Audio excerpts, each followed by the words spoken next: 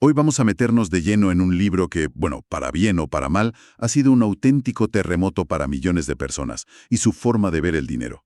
Hablo de Padre Rico, Padre Pobre, de Robert Kiyosaki. Uf, un clásico ya. Totalmente. Y la premisa, es que es muy potente. Que les enseñan los ricos a sus hijos sobre el dinero que las clases media y pobre no. Exacto. Y para contarlo, Kiyosaki usa su propia historia. La de crecer con dos padres. Uno, el suyo biológico, un hombre muy preparado, pero siempre con apuros económicos. Y el otro, el padre de su mejor amigo. Sin estudios, pero millonario. Efectivamente. Pero, a ver, yo creo que más que tomarlo como una guía paso a paso para ser rico, No, no es eso. lo interesante es verlo como un desafío a cómo nos han programado la mente. Sí, es que el libro ataca ideas que llevamos oyendo toda la vida, ¿sabes? El mantra de estudia, saca buenas notas y búscate un trabajo seguro.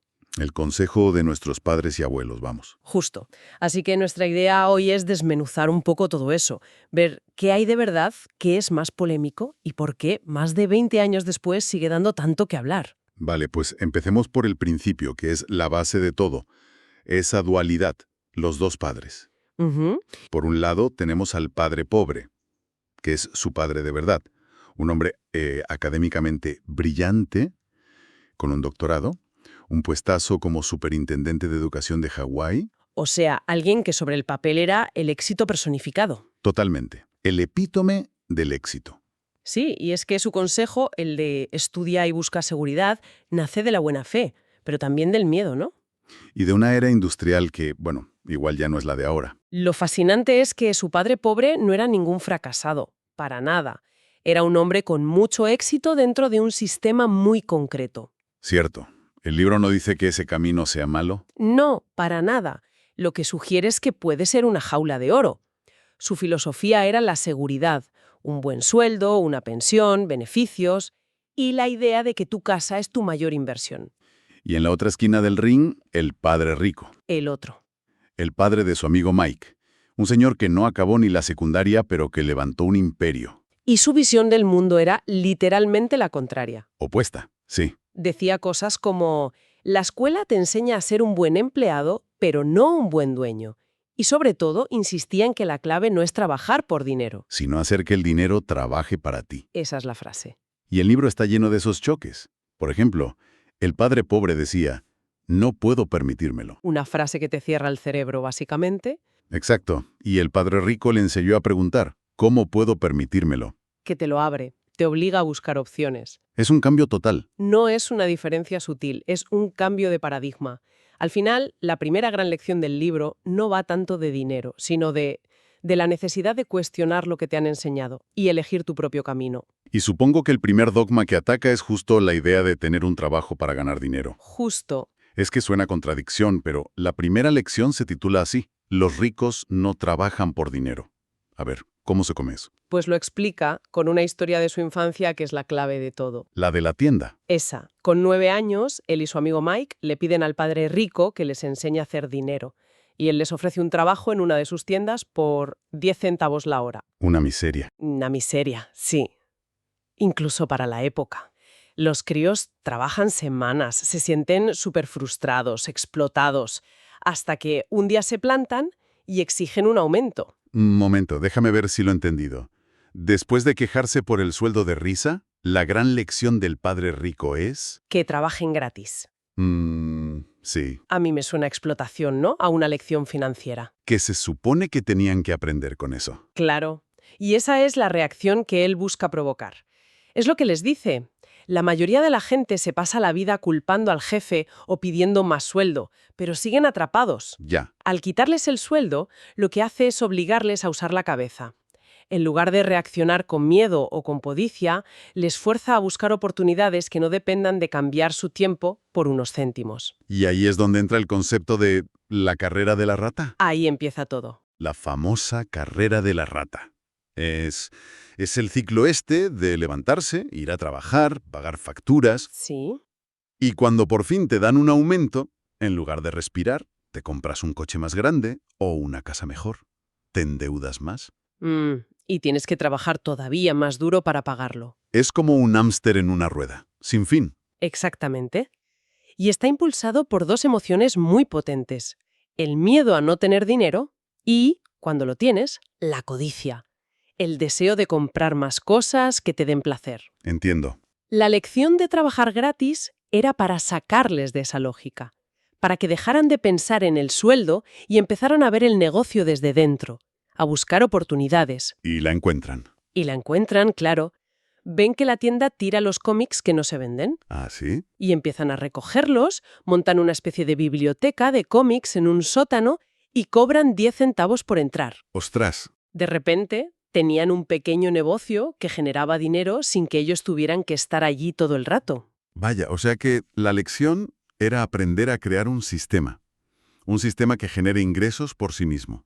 Ese es el primer paso. El primer paso para que el dinero trabaje para ti, y no tú para el dinero.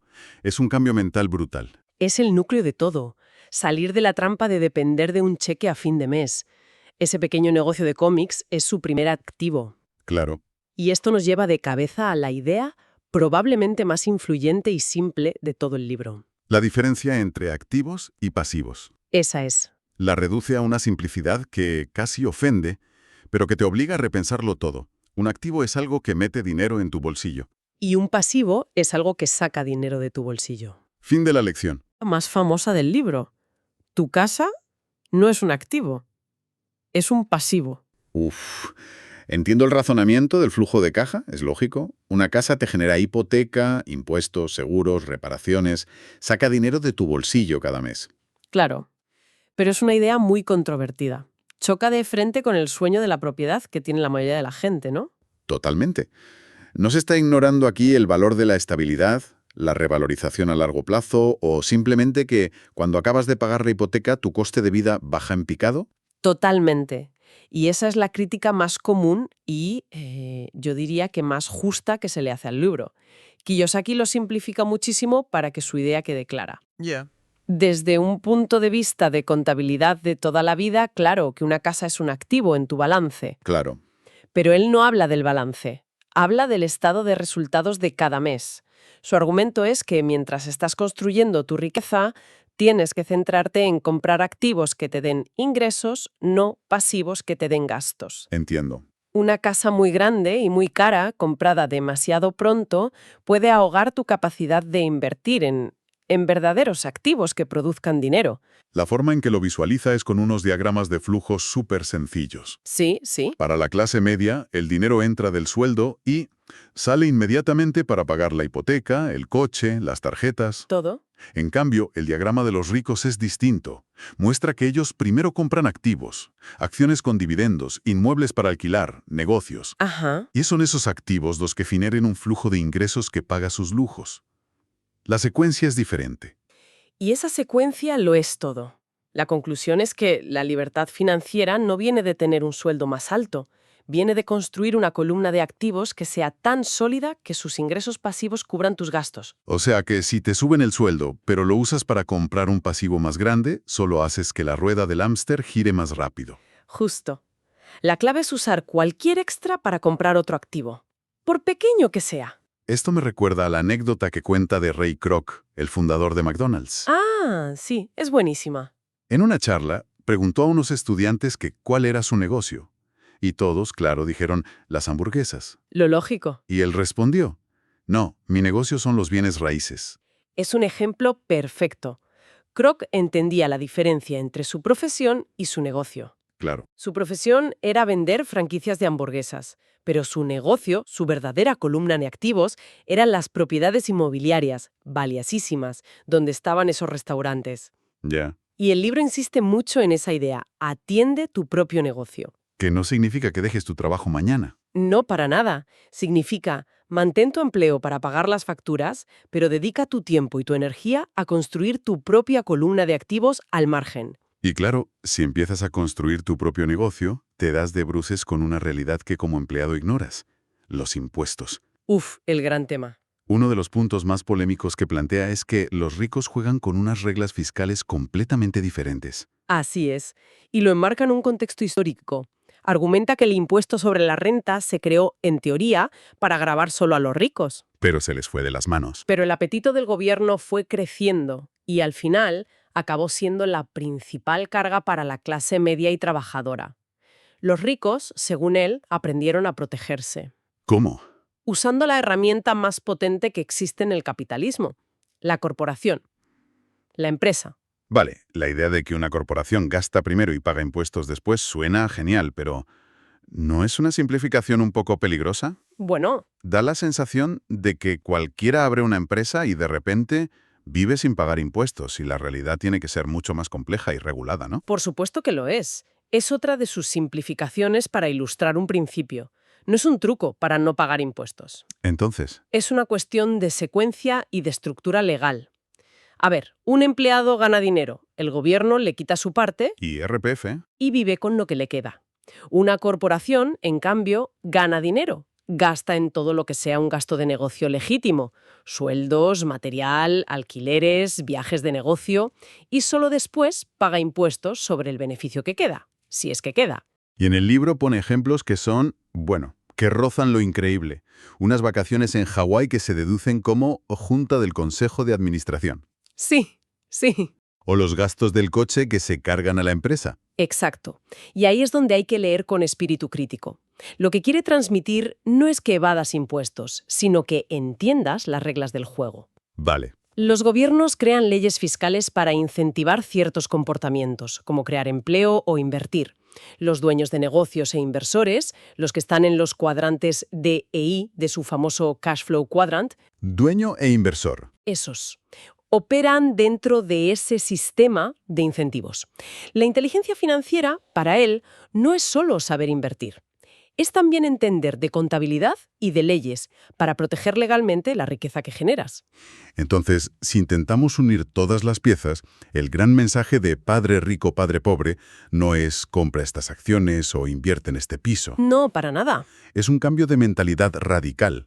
Es un llamamiento a dejar de pensar como un empleado que depende de un sueldo y empezar a pensar como un inversor que construye sistemas. Precisamente. Desafía la especialización extrema que nos inculcan. El consejo tradicional es: sé muy bueno en una cosa. Sé médico, abogado, ingeniero, y una empresa ya te cuidará. Ya. Kiyosaki dice que ese es un modelo obsoleto y muy arriesgado. Propone un aprendizaje continuo, más generalista, sobre 4 pilares: contabilidad, inversión, entender los mercados y la ley. Claro. La verdadera seguridad, según su filosofía, no está en la nómina, está en tu propia inteligencia financiera y en la solidez de tu columna de activos.